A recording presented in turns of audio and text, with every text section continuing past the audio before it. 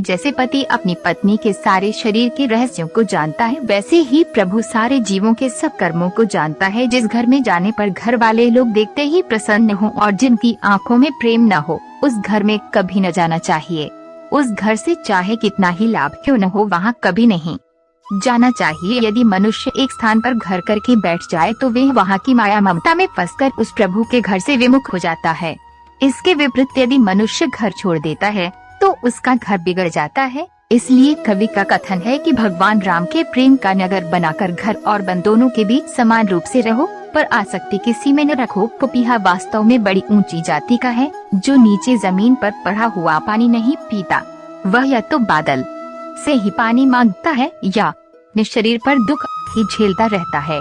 भाव कि श्रेष्ठ पुरुष तुच्छ वासनाओं में कभी नहीं फंसते, वे सदा उत्कृष्ट गुणों को ही ग्रहण करते हैं। वृक्ष जब हरे होते हैं तब पशु पक्षी उन्हें चढ़ने लगते हैं। सूख जाने पर लोग उन्हें जलाकर तापते हैं और फलने पर फल पाने के लिए लोग हाथ पसारने लगते हैं। अर्थात जहाँ हरा भरा घर देखते हैं वहाँ लोग खाने के लिए दौड़े जाते हैं। जहाँ बिगड़ी हालत होती है वहाँ उसे और भी जलाकर सुखी होते हैं, और जहाँ संपत्ति से फला फूला देखते हैं वहाँ हाथ पसार कर मांगने लगते हैं।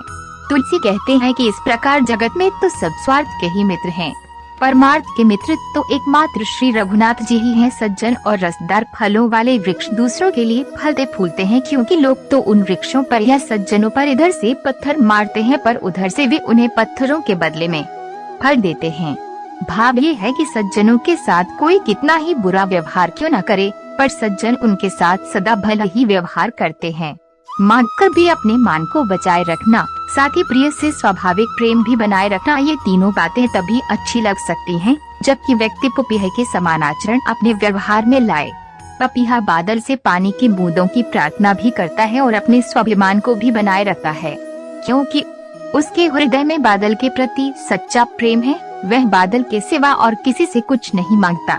भाव है कि सच्चा प्रेमी अपने प्रियतम से मांगकर भी अपने प्रेम और मान की रक्षा कर लेता है, पर दूसरे लोगों का मांगने से मान और प्रेम घट जाता है। जिसको एक फूटी कौड़ी भी नहीं मिलती थी, जिसकी कोई प्रतिष्ठा नहीं थी, उसको भले कौन चाहता और किस लिए चाहता। उसी तुलसी को गरीब निवाज श्री राम जी ने आज महंगा कर दिया, उसका गौरव बढ़ा दिया। राम, भरत, लक्ष्मण और शत्रुघ्न ऐसे जिनके सुंदर और शुभ नाम हैं, दशरथ के इन सब सुपुत्रों का स्मरण करते ही सारी मनोकामनाएं पूर्ण हो जाती हैं। धन्यवाद। जय श्री कृष्ण।